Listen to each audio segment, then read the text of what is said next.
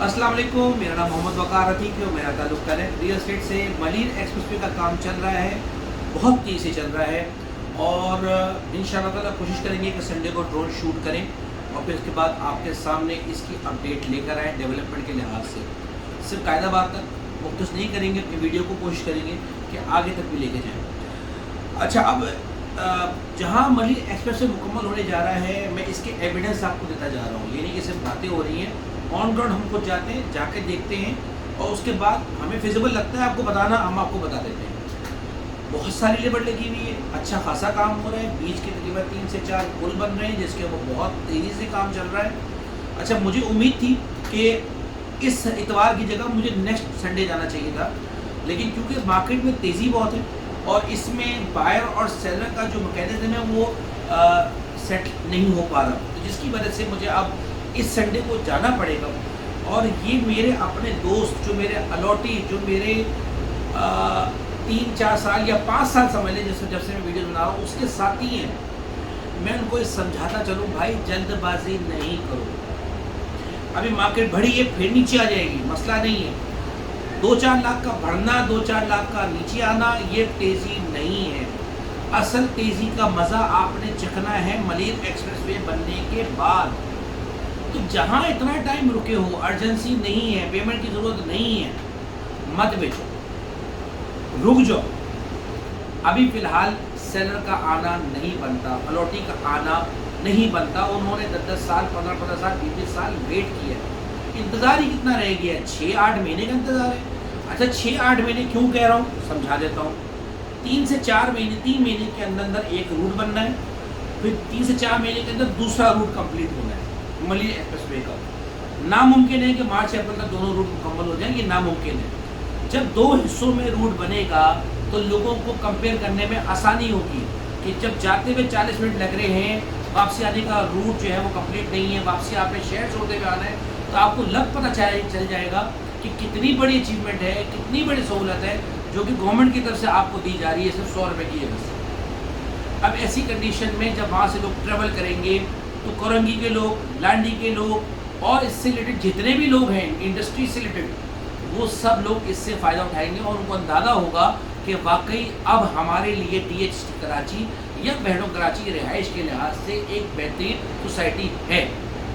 ऐसी कंडीशन में बहुत तेज़ी से लोग आएंगे। तेज़ी से लोग क्यों आएंगे, चढ़ती हुई मार्केट में क्यों आएंगे? क्योंकि आज वो आप पे, मुझ पे ट्रस्ट नहीं करते कि वाकई मलिर एक्सप्रेसवे 3 महीने में एक रोड मुकम्मल हो जाएगा, क्योंकि हमारे फेस पे गवर्नमेंट ऑफ सिंध है, उस पर कोई ट्रस्ट करने को तैयार नहीं है। हम पे तो है, गवर्नमेंट ऑफ सिंध पे कोई ट्रस्ट करने को तैयार नहीं।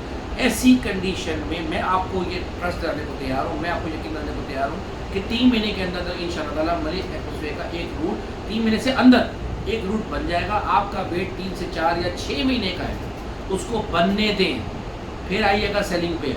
अच्छा, अब आप आ जाए आगे मज़ीद बात परचेज़र के लिहाज से। देखें, परचेज़र के पास बहुत सारी ऑप्शंस हैं। वो सिल्वर ले सकता है, गोल्ड ले सकता है, वो आप कपड़ा मार्केट में काम करता है तो कपड़े के काम में लग सकता है। ईद का सीज़न है, ईद के हज़ारों काम होते हैं जो ईद से मुंसलिक होते हैं। बहुत बड़ी इकॉनमी है, बकरा ईद एक बहुत बड़ी इकॉनमी है, उस पर वो मुंसलिक हो सकता है। तो वो totally it depends on you.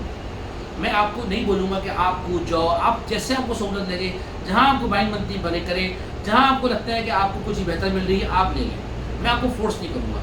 लेकिन मैं उन लोगों को समझाता चलूँ कि जिन लोगों ने अच्छा प्रॉफिट बनाया है गोल्ड सिल्वर में, गाड़ियों में, स्टॉक एक्सचेंज में या किसी भी और प्रॉपर्टी में, कहीं में भी अगर प्रॉफिट टेकिंग की है तो भाईजान वापस पलट के प्रॉपर्टी में आ जाओ। अभी भी अगर कोई चीज़ 12G, समझ लें कि अगर 12G का प्लॉट 20 लाख का था, तो आज अगर 22-23 लाख का हो गया तो इसे बढ़ना नहीं कहते। 13F का प्लॉट अगर 20.5 लाख का था, तो अगर आज वो 23.5-24 का मिलता है तो इसे बढ़ना नहीं कहते। अगर आपके पास 6E का प्लॉट, आपका मिसाल के तौर पे अगर छोटा नंबर हमारे पास था 31-32 लाख रुपए में, और अगर आज वो 36 लाख का हो गया तो इसे बढ़ना नहीं कहते, इसे बढ़ना नहीं कहते। बढ़ेगा ना तो वो आपको पता चलेगा कि बढ़ा क्या है।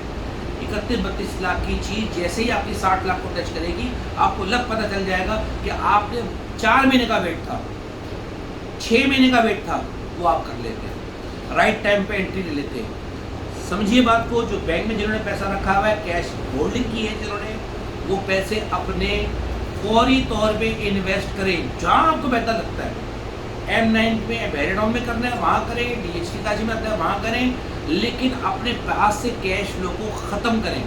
सिल्वर कोड समझ में आता है वहाँ घुस जाओ, जैसे आपको समझ में आता है वैसे कर दो। लेकिन मैं फिर बात बता दूँ आपको, प्रॉपर्टी में जो आपको गेन मिलेगा वो किसी भी जगह पे अभी आपको फिलहाल नहीं मिलेगा अगर आप सिल्वर, गोल्ड और स्टॉक मार्केट में नहीं कर रहे। स्टॉक मार्केट के हालात में मुझे पता है हर बंदा वहाँ नहीं कमा रहा, सट्टे का आइटम तो बिल्कुल नहीं चल रहे, हर बंदे के पास टिप नहीं होती। 10 बंदों 100 में से 90 बंदे नुकसान में होते हैं, 10 बंदे प्रॉफिट में होते हैं। तो आप समझ लीजिए कि आपको जाना कहाँ है, आपको निकल के जाना कहाँ है, कहाँ एसेट में कमी है, कहाँ पैसों में कमी है, कहाँ गुंजाइश ज़्यादा है, कहाँ रिस्क कम है। DHT कराची में रिस्क क्या है, जो 32 की चीज़ 36 की गई है वो क्या हो जाएगी, ज़्यादा से ज़्यादा 33-34 हो जाएगी। और बढ़ने का ये रिस्क है 2-3 लाख का, और बढ़ने का रिस्क क्या है, यानी कि 32 की चीज़ एकदम से 4 से 6 महीने के अंदर 50 क्रॉस करनी है।